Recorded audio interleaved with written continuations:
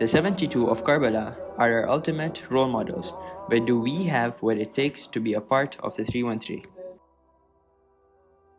One of the most basic yet important responsibilities of a Shia is to gain an understanding of the Imam of their time. We see this heavily emphasized even when the Imams are present in front of their companions.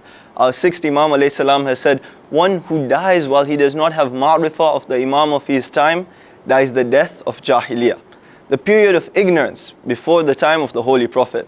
It is clear that we must know the characteristics and specific traits of the Imam, whom we are all obliged to follow.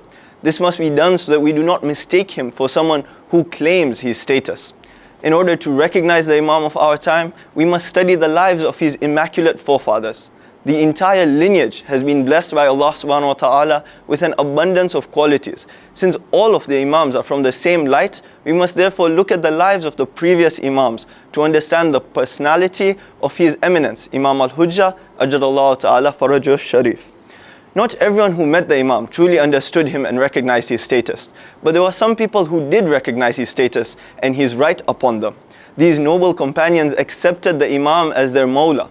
Note that the root word of Mawla is waliya, which means that two things are so close that there is nothing between them.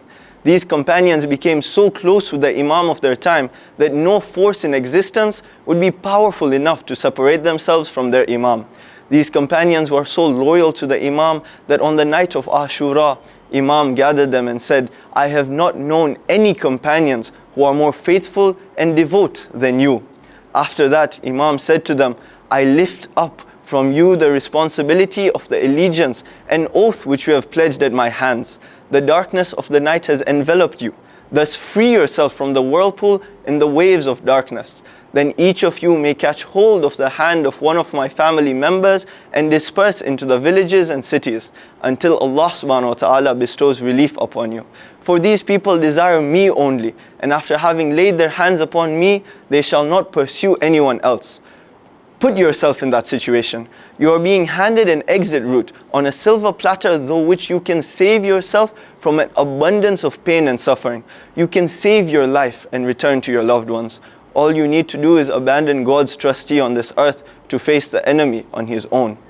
Let us pray that our response to this situation when it arises with our Imam is the same response as that of Hazrat Muslim ibn Awsajah, who said, "Shall we forsake you? Then when we go to the presence of the Almighty, what excuse shall we present to Him regarding the fulfillment of your rights? No. By Allah, I shall pierce this lance of mine in the hearts of the enemies and shall strike them with my sword until its hilt remains in my hands. And if no weapon remains with me to fight with them, I shall attack them with stones. By Allah, we shall not lift our hands off you until it is proved to Allah that we have honored the regard of the Holy Prophet in respect of you. By Allah, even if I know that I shall be killed and then made to rise again, and then killed and burnt, and my ashes be scattered around, and this shall happen 70 times, even then I shall not forsake you until I am killed in your obedience."